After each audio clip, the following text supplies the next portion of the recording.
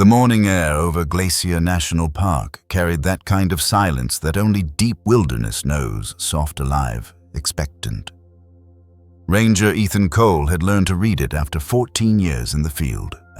The rhythm of the forest told him when a storm was coming, when a mountain lion was on the prowl, when hikers had wandered too far. But that day, something broke the rhythm. A sound so foreign it made him freeze mid-stride. It wasn't the long, guttural warning of a grizzly claiming territory.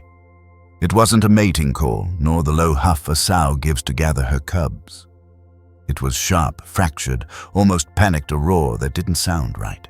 It carried across the frozen creek bed and echoed against the pine ridges, vibrating through his chest like something alive beneath his ribs. Ethan had never heard a bear sound like that. And in a place where every noise has meaning, that alone was enough to make him turn his ATV toward the sound. He radioed dispatch. Cole Northern Sector, Lake McDonald Pass. Possible distress vocalization from a grizzly. Investigating. Static answered, then a faint acknowledgement. He gunned the engine snow, spraying behind the tires. Ethan's patrol that morning was routine checking winter traps, logging wolf pack tracks near the ridge, scanning for trespassers. He knew the terrain well enough to drive it blindfolded. But as he climbed toward the echoing roars, he noticed something strange, crows circling low, then scattering. Silence followed again, like the forest itself was holding its breath. When he crested the next hill, he saw movement in the clearing below. For a split second, he thought his eyes were tricking him. Grizzly bear thrashing violently, its tan fur streaked with snow and something long and glistening coiled around its chest. Ethan blinked hard. The shape was unmistakable. A python. He killed the engine and sat frozen, heart pounding. Burmese python, 20 feet at least. It shouldn't have been there. Not in Montana, not in the cold. But in recent years, wildlife alerts have reported escaped exotics spreading from southern states, surviving winters longer than anyone thought possible. He grabbed his binoculars. The bear. A female, maybe 300 pounds, was down on her side, her massive forepaws clawing weakly at the coils, squeezing her chest. Her breath came in short, choking gasps. Each exhale left a puff of frost in the air. The python's scales shimmered bronze in the pale sun muscles, tightening with every writhing movement. Ethan's training kicked in, do not intervene. Ever. Predator interactions, no matter how unusual, were to be observed, documented, and reported. Nature has no villains. But he also knew this wasn't nature's balance. This was an invasive killer strangling one of America's last great predators. He radioed again. HQ Cole here. I've got a situation, a python attack on a grizzly northern grid 9. Request emergency protocol. Negative.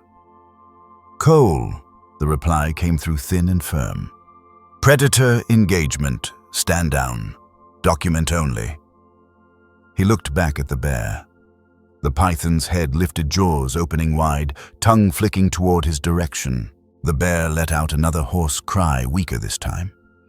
Ethan's stomach twisted. He remembered another winter, 5 years earlier, a young elk tangled in a barbed fence near the park's south entrance. He'd waited for backup following orders, and by the time help arrived, the elk had bled out in the snow. He'd told himself that following the rules was the right thing to do, that nature's way was beyond his control. But the image had haunted every patrol since. Now faced with another dying creature, that same helplessness rose again, except this time he couldn't watch. Not again. He switched off the radio. I'm sorry, HQ.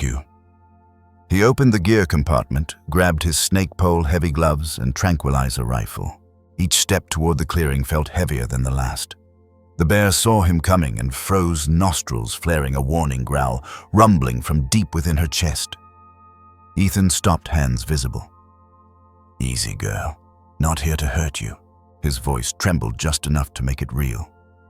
He could see the python's body now, thick as a fire hose, coiled tight around the bear's torso. Every breath the grizzly took was met with another squeeze. The snake had no intention of letting go. Ethan circled slowly to the python's tail, avoiding direct eye contact with the bear. The ground was slick with snow and churned earth. One wrong step and he'd be in striking range. He took a deep breath, slid the snake hook under the outer coil, and lifted. The python's muscles flexed instantly, tightening. The bear gasped a sharp wheeze that broke through the forest like glass. "Come on," Ethan muttered through clenched teeth. "Work with me." He pulled again, using his weight, creating a few inches of slack. The python turned, distracted by the movement, its head swiveling toward him. At that moment, the bear made her move massive paw, slamming down claws, slicing through scales. The snake recoiled, hissing. Ethan lunged, hooking another loop of its body, yanking with all his strength. The bear heaved, rolling free from the coils, collapsing on the snow. For a heartbeat, everything stopped. The python's head darted toward Ethan. He swung the hook, deflecting the strike. The bear surged to her feet, roared a deep guttural thunder that sent ravens scattering from the trees. She lunged not at him, but at the python, biting down with bone-cracking force. The snake writhed, tail thrashing, then went still. Ethan stumbled back, breathless, the world spinning. He half expected the bear to turn on him. Instead, she stood panting, sides heaving, eyes fixed on him. They stayed like that, two survivors staring across a line neither should have crossed. For a long second, Ethan swore he saw recognition there, something beyond. Instinct. Then she huffed, turned, and limped toward the trees. He stood there, shaking, adrenaline draining away. The python's body lay twisted and motionless, its patterned skin marred by claw marks. He radioed in, voice low. "HQ, it's over. Bear's alive." The silence that followed felt heavier than the snow clouds gathering above. He knew the consequences would come, reports, hearing suspension. But as he watched the bear disappear into the forest, all he could think was that he'd done what he couldn't before. That moment stayed with him. It wasn't just about saving an animal. It was about understanding when rules protect life and when they don't. Wildlife work, he realized, wasn't about choosing sides between predator and prey.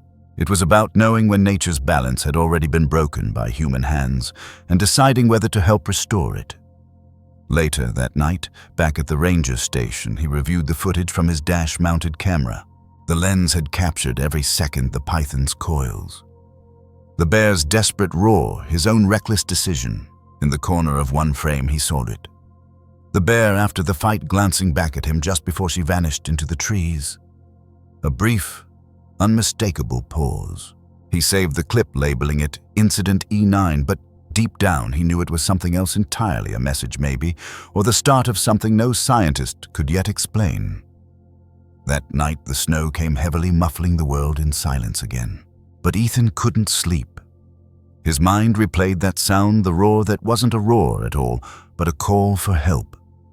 He wondered if the bear had recognized his voice, or if it was just a coincidence. And for the first time in years, he questioned the certainty of everything he'd been taught about wild and civilized. Maybe empathy isn't what separates humans from nature. Maybe it's what connects us back to it. When dawn came, he packed his gear for disciplinary review in Helena. As he started the engine, he glanced toward the woods. Snow drifted from the pines, and for a moment he thought he saw movement, a shape distant and watching. But before he could focus, it was gone. He didn't know it yet, but that single act of defiance would ripple far beyond the Montana wilderness.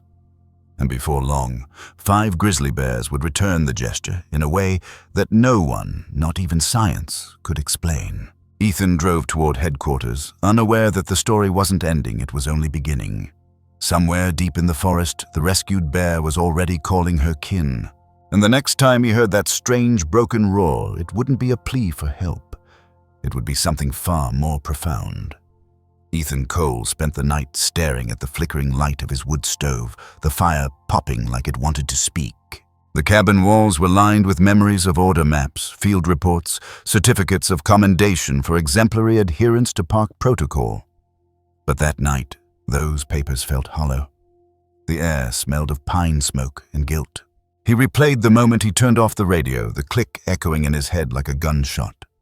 One motion, 1 second, and 14 years of clean service vanished. At dawn, the radio crackled alive. "Cole HQ wants you in by 9. Bring your incident report." The voice was flat routine. He did not answer, Just wrote his own, in silence, a grizzly bear attacked by a python. Intervention successful.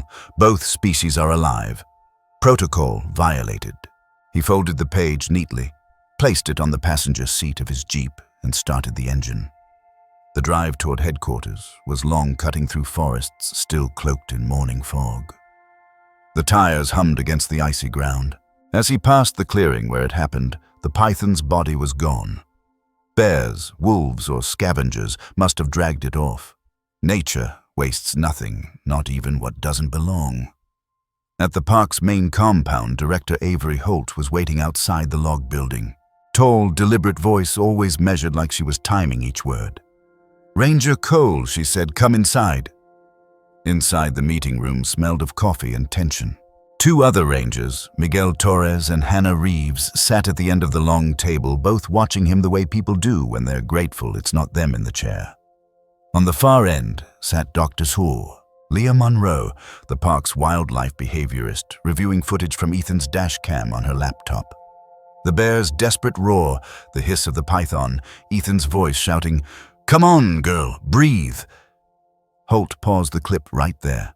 "You're aware," she said quietly, "that by intervening, you breached Section 12.3 of the Predator Non-Interference Policy." "Yes, ma'am." "You didn't just break a rule, Ethan. You set a precedent." He nodded once. "I know." For a long moment, no one spoke. The silence wasn't judgmental, it was heavier, like everyone was waiting to see if his reasoning could make sense of what he'd done. Finally, Dr. Monroe closed her laptop. "I'd like to hear his side before we decide," she said. Holt gave a curt nod. "Go ahead." Ethan leaned forward. "I heard the roar. It wasn't a fight, it was pain. You know the difference. That python wasn't supposed to be here. It's not native, it's invasive. This wasn't a natural interaction. It was a collision of two ecosystems because we humans put it there. And if that's the case, it's our mess to clean up." Torres shifted uncomfortably.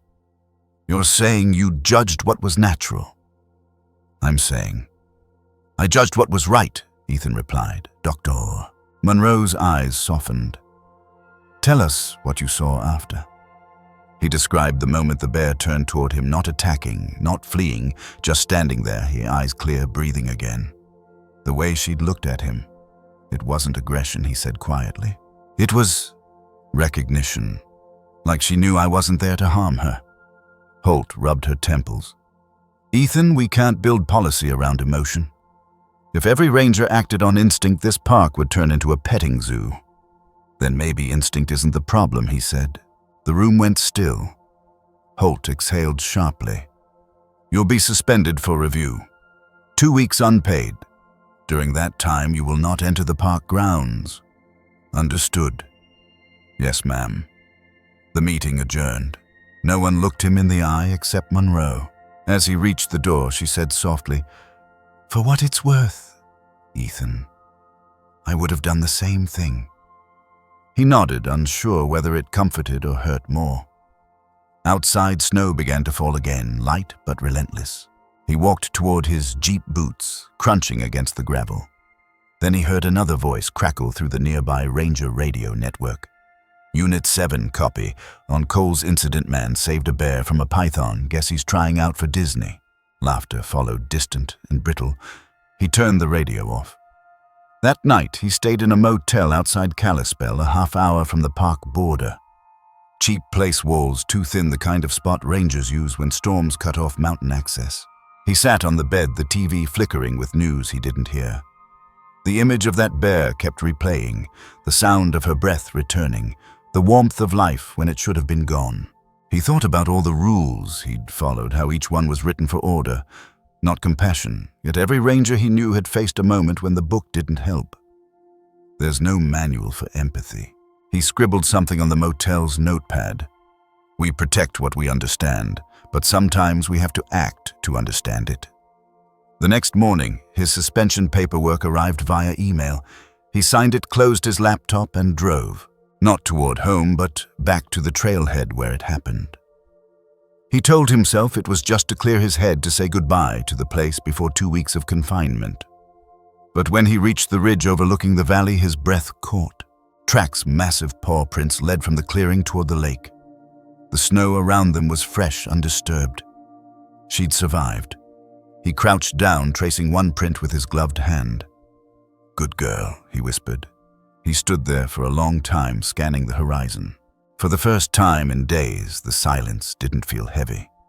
It felt alive. He realized something simple but profound. Sometimes a rule protects the system, not the soul. He turned back toward his truck, but before he could start the engine, his radio buzzed again. This time it wasn't headquarters. It was Torres. "Cole, you might want to hear this. 2 hikers on the West Ridge say they saw a grizzly acting strange, not aggressive, just different. They said she approached their campsite last night, stood there, then walked away." Ethan's pulse quickened. "We're Sector 5, near your area." He didn't reply, just started the Jeep tires crunching over frozen earth. As he drove, snow began to fall harder, swirling around his headlights. The park stretched endlessly before him, dark pines, white valleys, and the invisible lines between man and nature that now seemed thinner than ever. He parked near the ridge, cut the engine, and listened. No sound at first, then faintly an echo through the trees, a low rumble, long and drawn out. Not a roar of rage, more like acknowledgement. He felt it before he fully heard it. A vibration that settled deep in his chest, the same bear, the same presence. He didn't see her that night, but knowing she was there was enough. Back in town, word of the incident began to spread beyond the ranger community. A tourist's cell phone video had surfaced online, shaky but clear enough to show the python coiled around the bear, Ethan entering frame, pulling the snake off. Within hours, news outlets had picked it up. "Ranger saves grizzly from invasive python. Hero or rule breaker." Comments flooded in. Some hailed him as compassionate, others condemned him for tampering with nature. Ethan ignored it all. He wasn't a hero. He wasn't a villain. He was a man caught between 2 definitions of protection. 2 days into his suspension, Dr. Monroe called. "They're reviewing your footage in D.C., she said. "Calvin Reed from the Wildlife Research Bureau has seen it.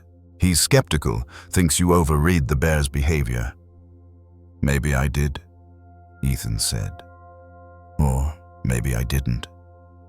Monroe hesitated. "Can I ask something? When she looked at you, what did you feel?" He thought about it. Like we both understood something the others didn't. Like she knew the rules too, and she was glad I broke them. There was a pause on the line. Then Monroe said softly, "Keep that to yourself for now. They're not ready to hear that." That night, Ethan couldn't shake a sense of unease. The rule he'd broken wasn't just about protocol anymore. It had opened something larger. Questions about empathy, coexistence, and the boundaries humans draw around what they don't fully understand. He wondered if maybe the rule didn't break him at all. Maybe it showed who he really was beneath the uniform. As the days passed, the forest called louder in his mind. The line between discipline and conscience blurred. What had begun as a forbidden act was becoming a test of belief. He realized something subtle: rules maintain balance, but compassion restores it. On the final night of his suspension, Ethan sat on his porch with a mug of black coffee, snow falling like dust through the glow of the porch light. In the distance, he heard it again, a soft rolling sound. Not a roar this time, but something closer to a hum. Familiar. Close. He leaned forward, breath misting in the air. The forest seemed to breathe back. He smiled faintly. "I'm listening," he said under his breath, because deep down he knew this wasn't over. Something was happening out there, something that would soon draw him back into the wild, not as an enforcer of rules, but as a witness to something far greater. The rule had been broken, yes, but what it awakened was only beginning. And soon the world would see why 5 grizzly bears would never forget the man who refused to look away. Snowmelt ran in silver streams through the valley, and the first green shoots of spring pressed through the thaw. Ethan Cole's suspension had ended, but the quiet that followed didn't feel like freedom. It felt like waiting for something he couldn't name. He'd returned to Glacier National Park with a different kind of attention, less duty. more awareness. Every sound made him pause. Every mark in the mud felt like language. He had walked those trails for years as a ranger, but now he felt more like a student in a classroom he had never understood until the day he broke the rule. It had been 2 weeks since he'd seen the bear. The one he'd saved, the grizzly the staff had since dubbed Juno in the incident reports, had vanished into the forest as if swallowed by it. Officially, her survival was a data point: female grizzly, 320 pounds, observed injured but alive. Unofficially to Ethan, she had become something else, a reminder that lines between species aren't always walls. Sometimes they're doors. That morning, the call came again from dispatch. Hikers had reported unusual bear behavior near Bowman Lake. "She's not acting aggressive," said the voice on the radio, "just watching them. They say she won't leave."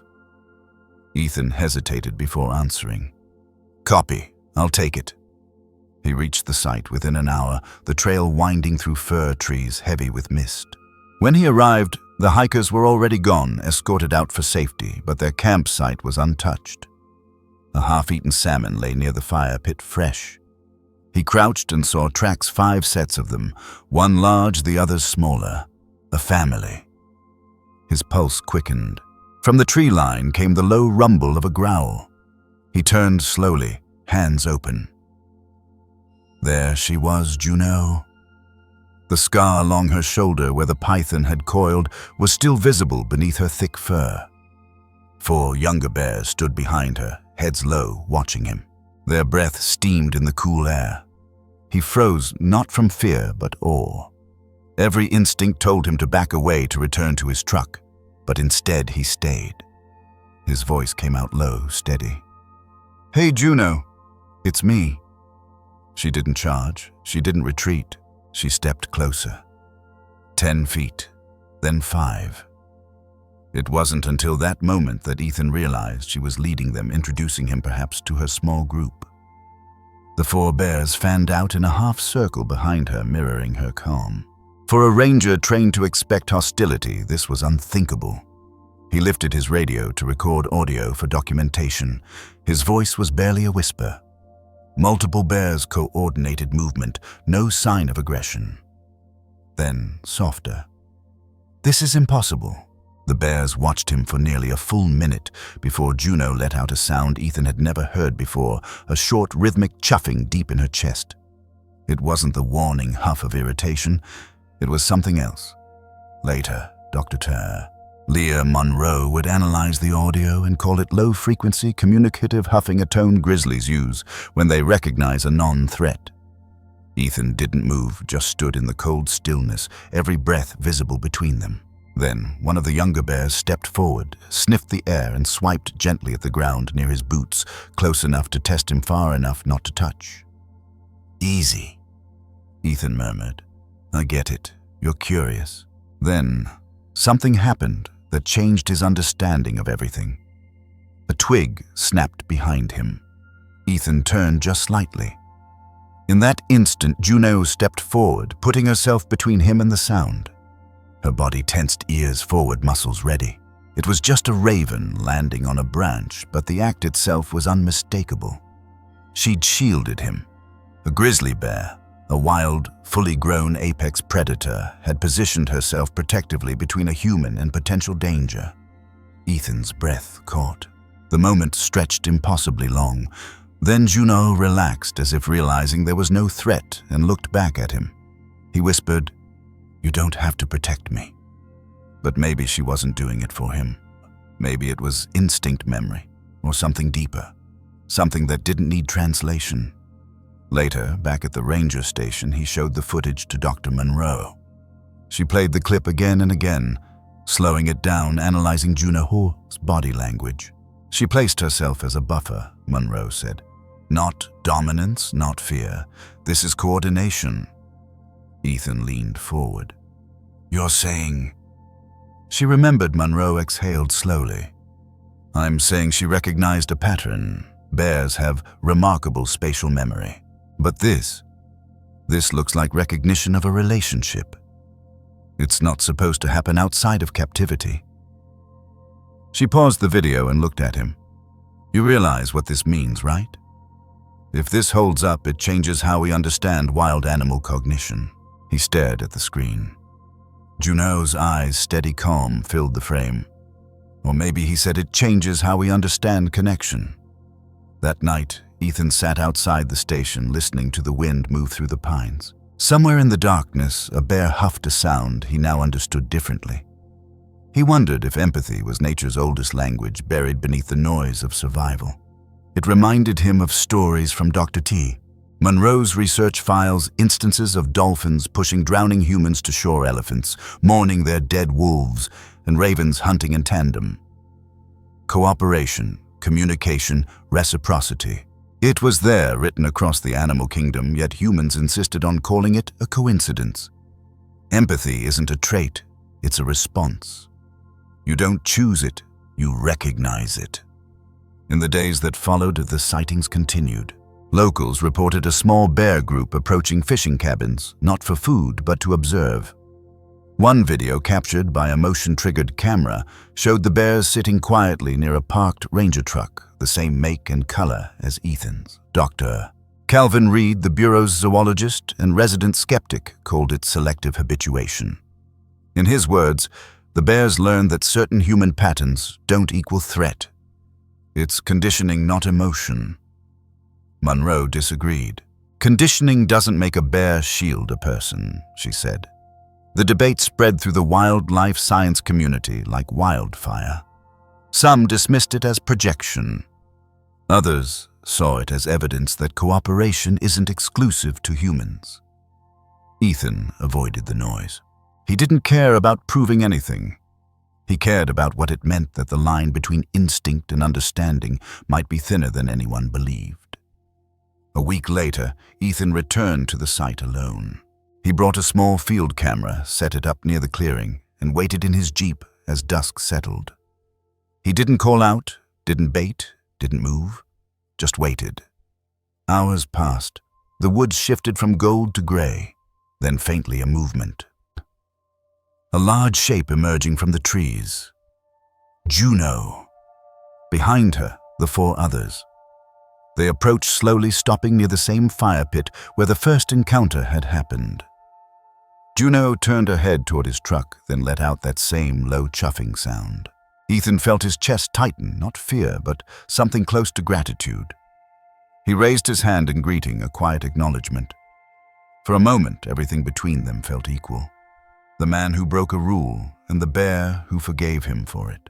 Then, from deeper in the forest, another sound, different this time. A male's bellow, distant but strong. The others turned toward it immediately. Juno hesitated, glanced back at Ethan once more, and then led her group into the dark. The silence afterward wasn't empty. It was charged alive. Back at headquarters, Ethan wrote his report, ending it with a single line: observed multi-bear cooperative behavior consistent with recognition response toward prior human contact. He didn't write what he truly thought, that maybe for the first time in human history, a grizzly bear had chosen to stand beside a man, not because she had to, but because she wanted to. In the following weeks, researchers would argue over footage theories and definitions, but Ethan already knew that what they were chasing couldn't be captured on charts. Connection doesn't fit in the data columns. It's something you feel in your bones, the same way you recognize the voice of an old friend. He didn't know yet that this was just the beginning, that soon 5 grizzly bears would take that fragile bond and turn it into a story that would challenge everything humanity thought it knew about wildness, memory, and trust. The next chapter wouldn't be written by scientists or rangers, but by the bears themselves. And what they would do next would turn one ranger's quiet act of compassion into the most extraordinary mystery in wildlife history. The day of the hearing began with a steady drizzle, the kind that soaked through a man's jacket before he reached his truck. Ethan Cole pulled up to the headquarters with a knot in his chest. It wasn't fear, not exactly, but the weight of knowing that truth didn't always stand a chance against rules. Inside the meeting room was the same one where he'd sat weeks earlier. The same long wooden table. The same coffee pot that hissed like it had something to say. Only this time there were cameras, a regional board representative, 2 park officials, and 3 scientists from the Bureau of Wildlife Ethics. Ethan's nameplate sat at the end of the table next to a folder marked Intervention Review. Director Avery Holt stood as he entered. Ranger Cole, this is a formal disciplinary hearing regarding your continued contact with the grizzly group known as the Juneau Cluster. Ethan nodded. Understood. Holt gestured toward the screen where drone footage was paused mid-frame. It showed Ethan's last recorded encounter Juneau and the 4 younger bears standing near his truck. The image was already circling the internet, taken from a tourist's leaked feed. Headlines called it The Miracle Bears of Montana. Calvin Reed, the bureau zoologist, tapped the remote. The footage played. Juneau turned toward Ethan's truck head, tilting slightly, her cubs calm behind her. Reed stopped the video. Let's begin with this. What exactly are we seeing here? Ethan hesitated. Recognition. She knows the vehicle. Possibly me. Reed frowned. Or conditioning. You fed her? No, Ethan said. Never. Then why does she keep approaching human structures? Because she doesn't see me as a threat. Reed leaned back, skeptical. That's not science. That's sentiment. Dr. Leah Monroe spoke for the first time. Actually, Calvin the bear's posture indicates no food-seeking behavior, no tongue-flicking, no pawing, just observation. The same pattern was noted in elephant empathy studies in Botswana, instances where animals approached humans after prior assistance events. Holt shot her a look. Let's stay on topic. Ethan's voice remained calm. Director, I didn't plan for any of this. I broke a rule once to save her life. The rest wasn't up to me. Reed folded his hands. Then let's talk about that first decision. You claim the python attack wasn't natural predation. It wasn't, Ethan replied. Pythons don't belong here. They're invasive, spread from illegal pet releases. The balance was already broken. Reed's tone sharpened. And you decided that made you judge, jury, and executioner? Ethan met his gaze. No, it made me responsible. The room went silent. Outside, thunder rolled faintly across the mountains. Holt sighed. You've become a lightning rod, Ethan. The footage has reached every major network. Half the country's calling you a hero. The other half says you've tampered with natural order. My inbox is a war zone. He smiled faintly. Guess that makes it even then. Monroe hid a small grin. Reed did not. There's more, Reed said, clicking to another slide. This one showed still images, night vision shots from motion cameras. Juneau and the other bears near Ethan's old patrol cabin, not scavenging, not hunting, just standing watching. This behavior, Reed said, has escalated. They're not avoiding human zones. You've altered their patterns. Altered or evolved, Monroe countered. We've recorded no aggression, no property damage, just observation. If these were black bears raiding coolers, I'd agree with you. But these grizzlies are demonstrating spatial recognition and non-hostile proximity tolerance traits, usually exclusive to domesticated species. Reed's expression hardened. You're romanticizing.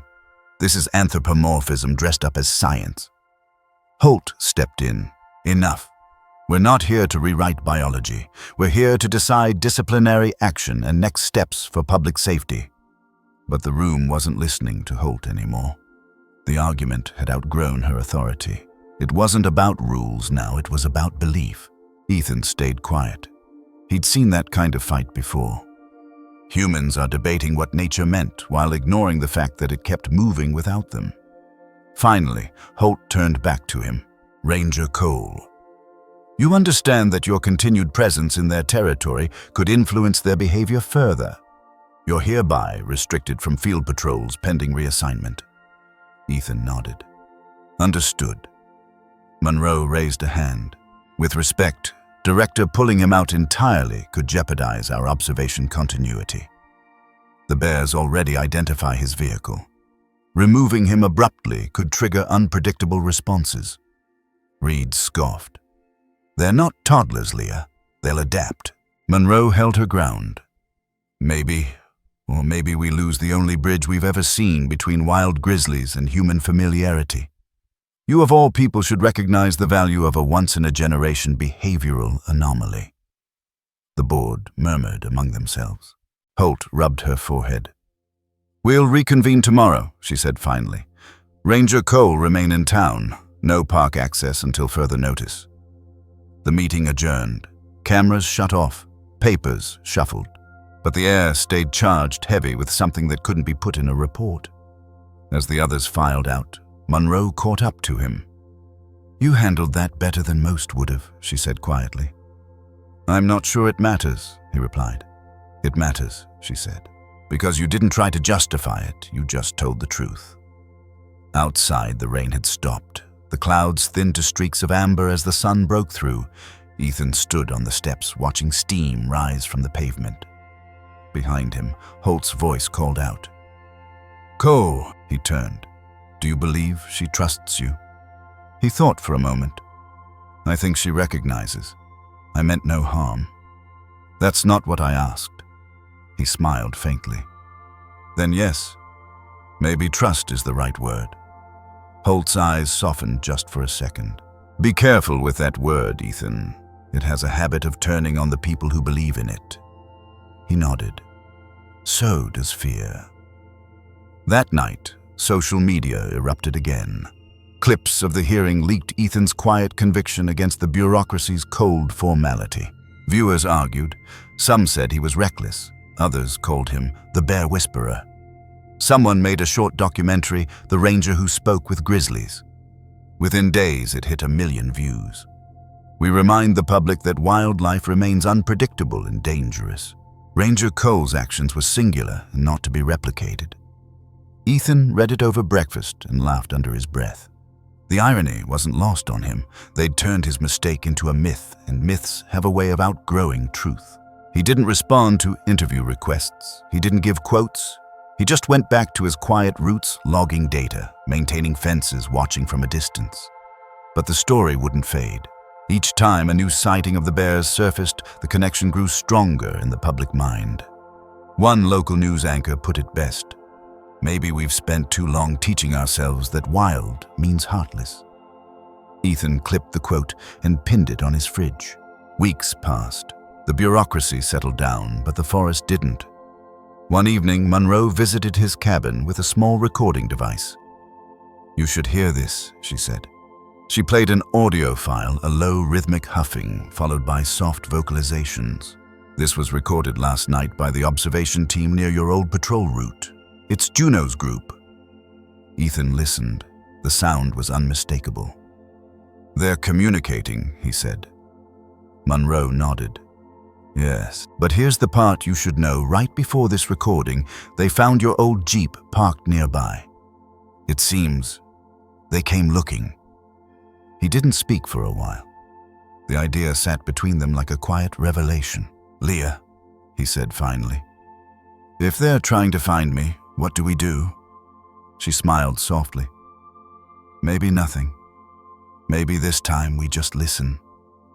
Ethan leaned back, letting the sound play again, the deep, slow rhythm of a species the world thought it understood. It didn't sound wild. It sounded deliberate. And in that moment he realized something the hearing hadn't taught him. Rules are built to contain chaos, but sometimes nature isn't chaos. It's communication we haven't learned to translate. Empathy doesn't break order, it expands it. He looked out the window. Beyond the dark pines, the moonlight shimmered on the snow.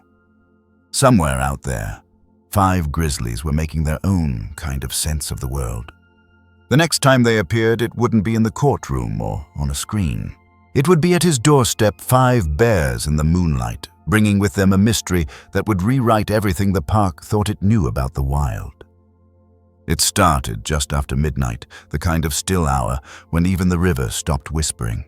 Ethan Cole woke not to a sound, but to a feeling, a pressure in the air, a faint vibration under the cabin floorboards. He sat up, listening. No engines, no wind, only silence so deep it seemed to breathe with him. Then came the knock. Not a human knock, a dull, rhythmic thump against the porch. Heavy, deliberate. He reached for his flashlight, the one always waiting beside the bed, and crept toward the window. What he saw froze him in place. 5 silhouettes stood in the moonlight. Broad shoulders, thick fur catches the silver glow. Grizzlies. His grizzlies. Juno was at the center. Her breath fogged in soft bursts, her eyes catching the faint reflection of the porch light. The others 4 younger bears formed a loose half-circle around her. None moved toward the door. None made a sound. They were simply there. For a moment, the ranger's training screamed at him, "Stay inside, call dispatch, make noise, scare them off."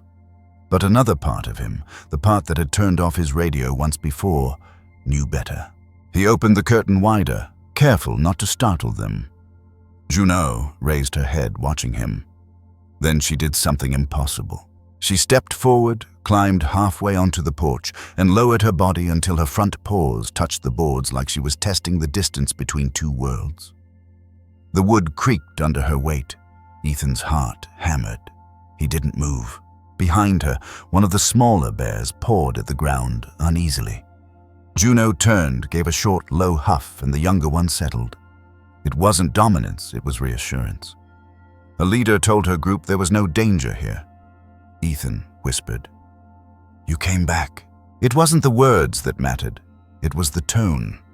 Calm. Familiar. The same voice he'd used the day he'd freed her from the python's coils. He stepped closer to the window, flashlight turned down to avoid the beam. Juno tilted her head, her breath fogging against the glass. They stayed like that, man and bear, separated by nothing but a pane of glass and the unspoken memory of trust. After a long minute, Juno turned slightly, revealing something near her paw. Ethan squinted through the glass. It looked like a salmon, fresh, recently caught, untouched. She nudged it forward with her muzzle, then stepped back. He couldn't help but whisper, "No, you didn't." The gesture was unmistakable. She had brought him food. Later, Dr. Leah Monroe would tell him about recorded cases in wildlife studies, dolphins offering fish to divers, wolves leaving kills near human observation sites. Acts that scientists call reciprocal behavior, not gifts. But sitting there in the half-light, Ethan didn't care about terminology. He only knew what it felt like, gratitude expressed in the oldest language there is. He sat down slowly in the wooden chair by the window, keeping her in sight. "You don't owe me anything," he murmured. "You were meant to survive." Juno remained there watching him. The 4 younger bears lay down near the tree line, relaxed but alert, their bodies catching the shimmer of the snow. For nearly an hour, they stayed. No aggression, no fear, just presence. When they finally left, they did so quietly, turning back toward the forest with slow, deliberate steps. Ethan waited until their shapes vanished into the dark before stepping onto the porch. The air smelled faintly of pine and rain. The salmon still lay there. Its scales glimmered faintly in the porch light. He didn't touch it. Instead, he whispered, "Message received," and left it where it was, offering the forest its due. The next morning, he called Monroe. "You won't believe what happened," he said. Her voice crackled through the line, groggy but alert. "Try me." He told her everything, how they came, how they stood in formation, how Juno brought the salmon. There was a long silence on the other end. Then Monroe said, "Ethan, that's not behavioral curiosity anymore. That's intentional." "I know." She hesitated. "I'll need to see it for myself. But you realize what this means, right? We're past observation. This is communication." He smiled faintly. "Yeah, I think they just made the first move." That afternoon, she arrived with audio equipment and a thermal drone. They searched the area, following tracks around the cabin and into the woods. Monroe crouched over a print, running her fingers along the edge. "No sign of agitation," she murmured. "No deep claw digs. They weren't defensive. They were waiting." They followed the trail to a ridge overlooking the valley. Fresh bearscat signs of bedding. Monroe set up the drone, flying it slowly over the area. Within minutes, 5 heat signatures appeared on the monitor, clustered still. Juno and her group. Monroe stared at the screen. They're not feeding, they're resting. In open terrain. Ethan frowned. That's not typical. No, she said. It's trust. They stayed until dusk, documenting quietly.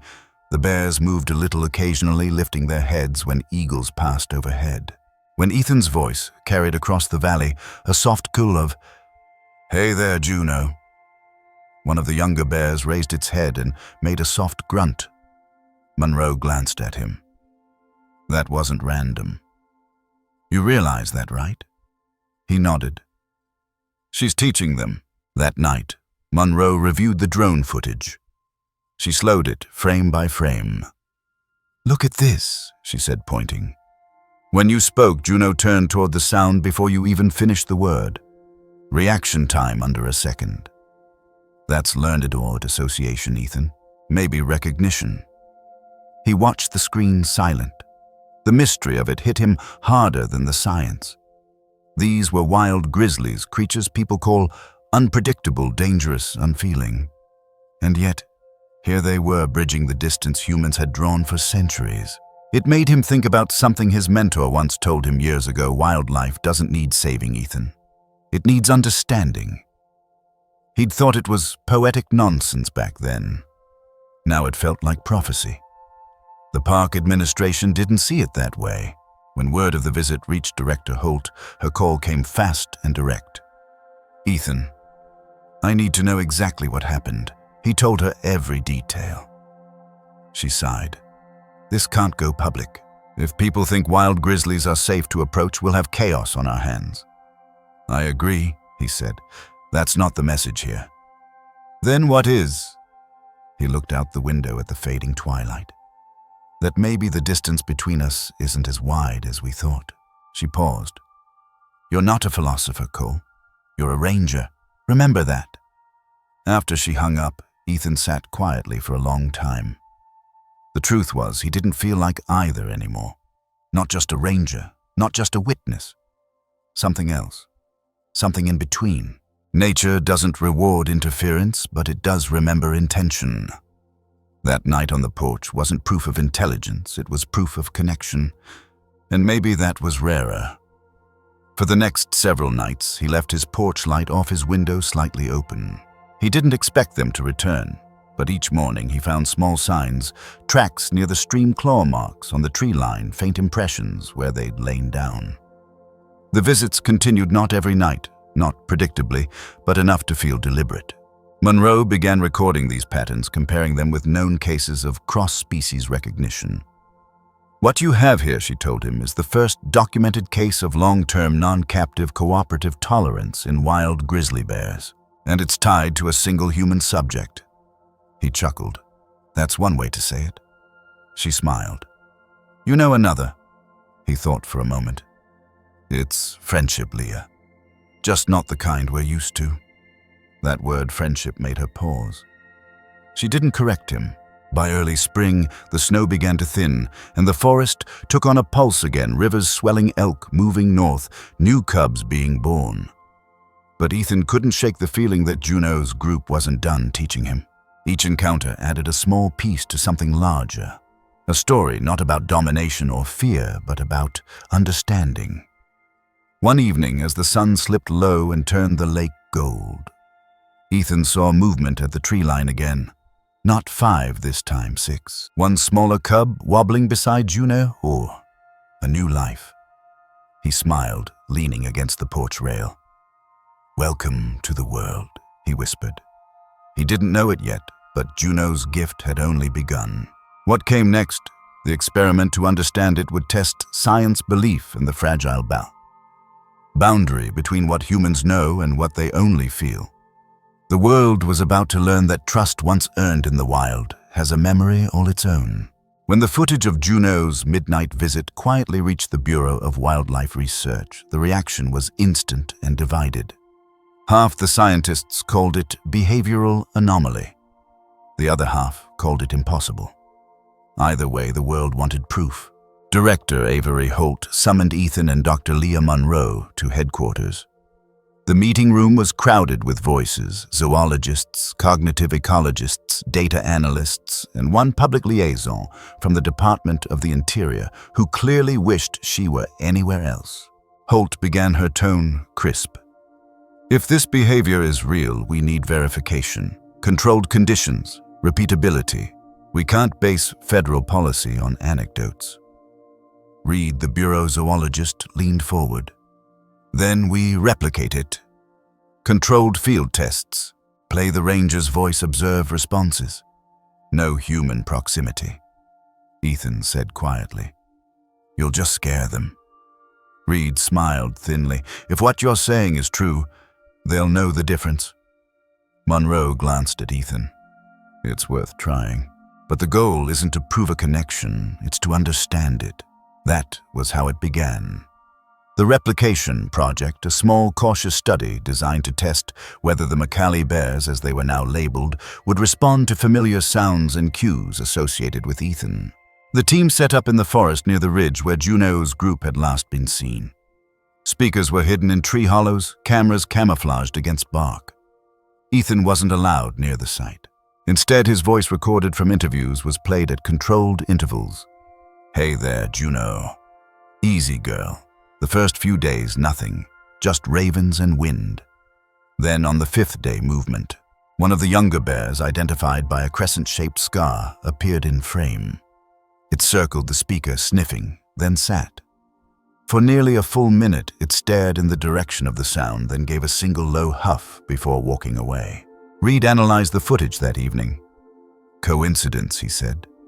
Sound curiosity. Monroe disagreed. Watch the timing. The huff came right after the second playback. That's not randomness, it's response. Ethan sat silently watching the grainy footage. To him, it didn't look like science. It looked like memory. Over the next week, more patterns appeared. Each playback drew one or more bears near the site, none aggressive, none fearful. They lingered sometimes, lying down near the speakers. When Ethan's voice stopped, they left. Word spread fast. Scientists called it the recognition phenomenon. Journalists called it the ranger's bears.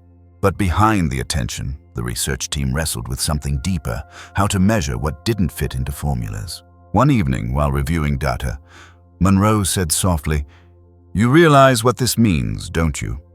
If they're responding to your voice, it implies associative memory over long intervals, months, even seasons." Ethan nodded. They remember because there was meaning. Not reward, not food, just intent. Reed looked up. Intent isn't measurable. Neither is wonder, Ethan replied. Reed scoffed. You sound like a storyteller.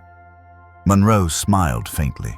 Maybe that's what science needs once in a while, a little story to remind us what we're looking at. The project continued. Over time, the bear's responses grew bolder. Juno herself reappeared once recorded at dawn by a thermal camera. She approached within 10 feet of the playback speaker, then sat facing it for nearly 3 minutes before walking off. Reed finally admitted, "That's deliberate behavior. Still doesn't mean it's emotional." Monroe replied, "No, but it means it's relational. That's more than enough." Ethan wasn't supposed to know about that footage, but Monroe showed him anyway. He watched the clip in silence, the faint outline of Juno, sitting there still as stone. "She's listening," he said quietly. "She is," Monroe agreed. "But not just to your voice, to the memory of what it meant." The Bureau drafted a report titled Cross-Species Recognition Response in Wild Grizzly Bears. It was cautious, filled with words like hypothesis and limited correlation. But buried in the data tables was a line that made Ethan stop reading. Subject group displayed consistent approach and orientation behavior toward stimuli associated with the individual human ranger. Cooperative, non-aggressive postures observed. He smiled. "That's bureaucratic for 'they like me.'" Monroe laughed softly. "That's as close as science will get to saying that." But not everyone was pleased. As the project gained attention, backlash brewed online. Some activists claimed the park was taming wild bears. Others accused Ethan of anthropomorphizing. "If you make people think grizzlies are safe," one comment read, "someone's going to die trying to pet one." Ethan ignored the noise, but Holt didn't. "We're shutting it down," she announced at the next briefing. "No more playback tests. We have enough data. The risk of public misinterpretation is too high." Monroe argued, "Avery, this isn't about media. It's about discovery." Holt shook her head. "Discovery doesn't matter if someone dies chasing it."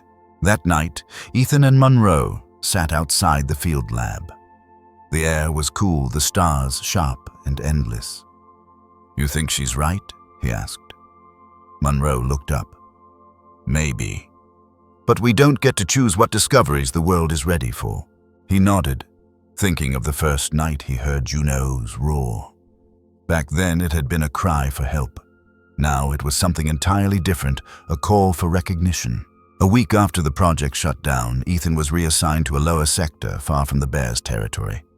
His new patrols were quiet, predictable, yet every rustle in the trees made him pause. Every breeze through the pines carried a phantom echo. One evening he found Monroe waiting by his jeep. She handed him a flash drive. "Last night's feed," she said. "You'll want to see this." He plugged it into his laptop inside the jeep. The footage was infrared, black and white. Juno again. But this time she wasn't alone. The younger bears sat beside her. In front of them lay the same speaker, silent. They didn't leave. They waited. For nearly half an hour. Ethan whispered, "They were waiting for me." Monroe nodded. "They remember more than sound, Ethan. They remember presence." He sat back, overwhelmed. "What do we do with that?" She smiled gently. "Maybe nothing. Maybe we let it teach us." That night he drove back to his cabin through a sky washed in northern lights. He stopped once along the ridge, turned off the headlights, and stepped out. The forest hummed with quiet life. For a long time he just listened. Somewhere far off faintly he heard it, a low, rolling huff carried on the wind. Familiar. Patient, he smiled into the dark. "Still here, huh?" The sound came again, softer this time, like an answer. He didn't tell anyone about that moment. Some things don't belong in reports. They belong in memory, the same place where trust lives long after logic runs out. Later, when the Bureau's paper was published, it caused a small storm in scientific circles. Most dismissed it as a coincidence. But a handful of researchers saw what Ethan and Monroe already knew. The boundary between instinct and recognition might not be as fixed as humanity believed. In an interview, months later, Monroe was asked what the real takeaway was. She paused before answering. "We discovered something about bears," she said, "but maybe more about ourselves. That recognition isn't about intellect, it's about empathy, remembered." Ethan never read the interview until much later, long after the snow returned. He smiled when he did. It was exactly what he'd felt in the clearing months before, that understanding wasn't built through words, but through shared silence. He still patrolled the outer sectors, still logged sightings, still played by the rules. But once in a while, when dusk fell quiet, he'd stop by that same ridge, roll down his window, and speak softly into the forest. "Hey, Juno. Easy, girl." And somewhere beyond sight, the world answered back. The experiment had ended, but the connection had not. Soon the bears would return, not for sound, not for study, but with something far more personal. What they carried would silence every skeptic and remind Ethan that in the wild, trust never disappears. It just waits for the right moment to return. It was the kind of morning that only late spring in Montana could make thin mist floating over the pines, sunlight sharp as glass. Ethan Cole had woken early, same as always, coffee steaming in his hands, the world just beginning to stir. The Bureau's replication project had been shut down for weeks, but in his mind it hadn't ended. He still caught himself scanning the tree line out of habit, half expecting movement. Most days there was none, but that morning something was different. The silence felt too complete, too measured. Then he saw it drag marks across the dew-covered grass leading from the forest edge toward his porch. Broad, heavy, deliberate. He followed the trail with his eyes, and his heart skipped. A freshly killed deer lay 10 feet from his steps. Not mauled, not eaten, perfectly intact. He froze his ranger's instincts, running through possibilities: wolves, mountain lions, poachers. But no predator kills this cleanly and walks away without feeding. He stepped closer, scanning for tracks. There they were, massive paw prints, 5 of them. Juno. Ethan exhaled slowly, realizing what this meant. It wasn't a warning. It was an offering. He'd seen animals leave food before pack behaviors, among wolves, courtship displays, and ravens, but never this. Never something that crossed the species line so clearly. He crouched beside the deer. The body was unmarked except for a shallow neck wound, a swift kill, mercy even. He touched the fur, still warm from life, and whispered, "You're not just hunting anymore, are you?" Moments later, a sound drifted from the trees, a low, familiar huff. He looked up, and there she was, Juno, standing at the forest's edge, her thick coat glinting in the light. Behind her, 2 of the younger bears lingered, cautious but calm. She didn't move forward. She didn't need to. Her eyes did the speaking. Ethan felt his throat tighten. "I see it," he said softly. "I understand." He didn't reach for his camera. Some moments aren't meant for proof. They're meant for memory. After a long minute, Juno turned and disappeared into the trees. The younger bears followed. The forest closed behind them like water swallowing a ripple. He stood there for a while, just breathing the smell of pine and blood mingling in the air. It wasn't about the deer. It was about reciprocity, an act that bridged something deeper than instinct. That afternoon, Dr. Leah Monroe arrived after his call. She knelt by the deer gloves on examining every detail. "Clean break at the neck," she said. "No signs of predation." Ethan nodded. "I told you, it's deliberate." She glanced up, half smiling. "You realize how crazy this sounds, right? Bear brings man a gift. It reads like folklore. Maybe folklore is just memory with better lighting," he said. She chuckled, shaking her head. "You really need to stop saying things that make me want to believe you." They took samples, documented the scene for protocol, then sat on the porch as the evening cooled. Monroe looked out over the trees. "If this is what it seems, it's unprecedented. Reciprocal altruism in wild grizzlies. That's never been recorded. Not once." Ethan stared into the distance.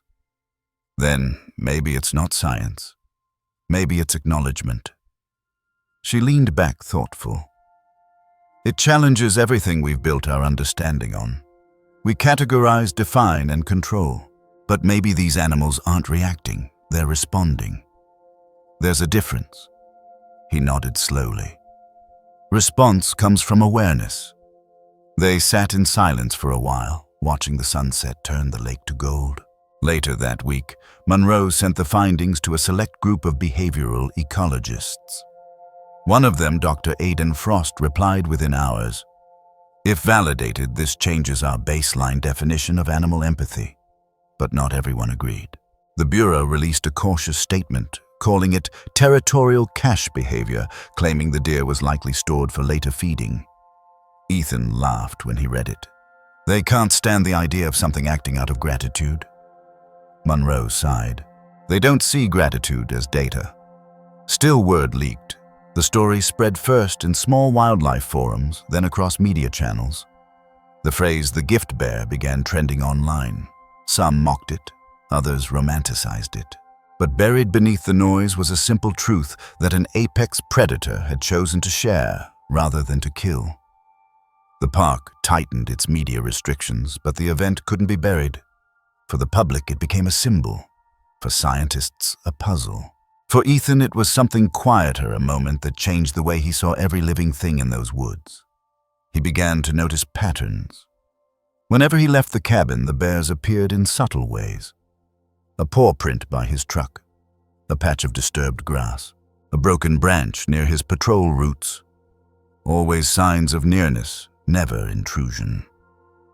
It was as if Juno's group was maintaining a respectful distance close enough to remind him they were there far enough to remain wild.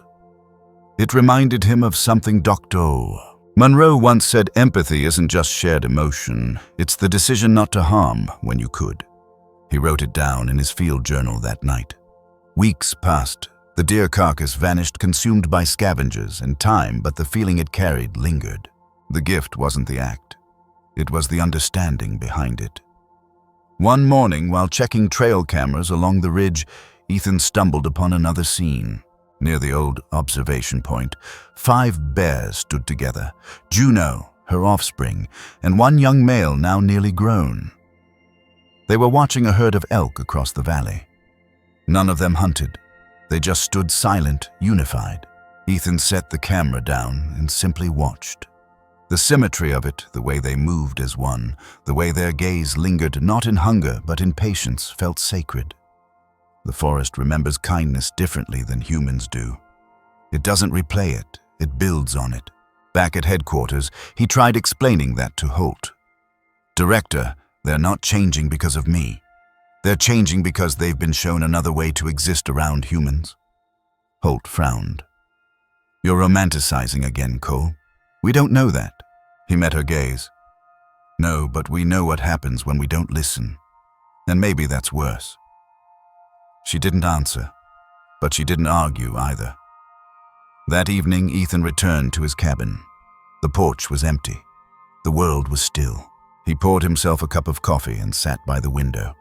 As dusk fell, he heard it, a distant rumble, not thunder.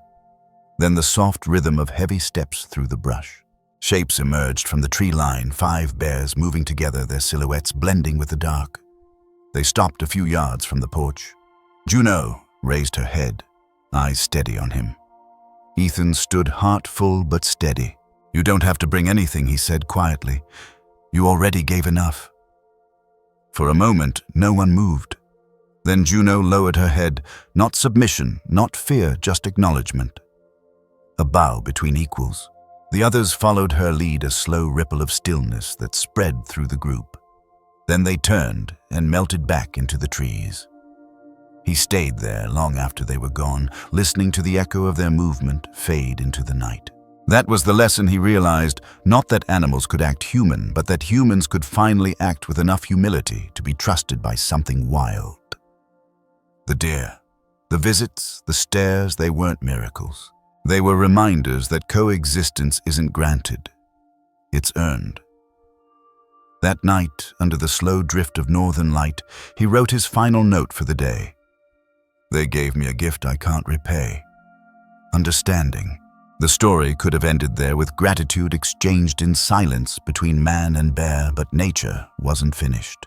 When summer came, Juno would return once more, not with prey this time, but with something far more extraordinary, a symbol of continuity, a promise that trust once awakened never truly fades.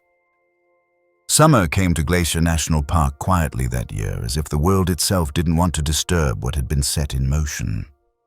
The rivers swelled with meltwater elk, grazed in the tall grass again, and the last of the snow pulled back from the peaks. But for Ethan Cole, something else was returning. The silence he'd grown to trust began to carry a familiar rhythm, the soft, steady pulse of movement through the pines. It was late afternoon when he saw them again. 5 grizzly bears are crossing the meadow near his cabin. The air shimmered with heat, and the light made their coats gleam like bronze. Juno led the group, her stride confident, unhurried. The 4 younger bears followed in a near-perfect formation, as though years of wild instinct had learned the quiet shape of peace. Ethan stepped onto the porch, hands resting on the rail. He didn't call out this time. He didn't have to. Juno stopped, turned her head slightly, and looked straight at him. The same look she'd given the day he pulled her from the python's coils, a recognition that carried no fear, only memory. She took a few steps closer, stopping about 30 feet away. The cubs, no longer cubs anymore, spread out behind her. One of them pawed at the ground, and another sat down, mirroring her calm. It felt like a reunion, but also a conclusion. Ethan whispered, "It's been a long year, hasn't it?" Juno huffed softly, the sound rolling through the still air. He remembered something Dr. Leah Monroe had said during the replication project. When animals learn safety through understanding, they stop reacting, they start choosing. It had sounded like a theory then. But standing there now, watching a group of wild bears make a conscious decision to stand in peace near a human, he realized it wasn't theory at all. It was evolution, witnessed in real time. Juno lowered her head slightly. Not submission, but something gentler. Respect, maybe. The movement carried through her group like a ripple of instinctive grace. Ethan returned it, bowing his head too. No one spoke, no one moved. And for one long, infinite moment, man and bear stood in equal stillness. That was the understanding. Not words, not dominance, not even gratitude. Just acknowledgement, two lives connected by a single act of compassion that had survived fear, distance, and time. Then, from behind Juno, a new shape appeared. Smaller, wobbling slightly on uncertain legs. A cub, her newest, the next generation of her bloodline. Ethan smiled heartful. "You brought me your family," he murmured. "You wanted me to see." It was a moment no camera could translate, no study could capture. It wasn't about human intervention anymore. It was about coexistence. He thought of how easily humans assume ownership of every space we enter, forests, rivers, even silence. We define the wild by its distance from us, then feel threatened when it steps closer. But this was what it looked like when understanding replaced control, when respect became mutual, not managed. Juno's cub toddled forward a few feet before she gave a low rumble, calling it back. Ethan laughed softly. "Good call," he said. "Curiosity's a family trait, I see." Behind him, the cabin's radio crackled to life. A voice from headquarters' routine patrol check-ins. He didn't answer. He didn't want the moment to be reduced to data again. This wasn't something to be measured. It was something to be remembered. After a while, Juno turned toward the forest, her cub trailing close. The others followed one by one, their massive shapes melting back into the trees. Only the soft indentations of their tracks remained in the meadow, already filling with sunlight and grass. Ethan stood alone again, but the feeling wasn't loneliness. It was continuity, the sense that something larger than him had just unfolded, and for a fleeting moment had allowed him to witness it. That night he drove to the overlook above the lake. The northern lights had begun their slow dance across the horizon, green ribbons twisting above the mountains. He sat on the hood of his truck, watching the reflection of the aurora shimmer on the water. It felt like the sky itself was breathing. He thought about everything that had happened the day of the rescue, the hearing, the replication study, the gift, and now this quiet farewell. Every step had begun with doubt and ended with discovery. And not the kind that fits neatly in a research paper, but the kind that reshapes the way a person sees the world.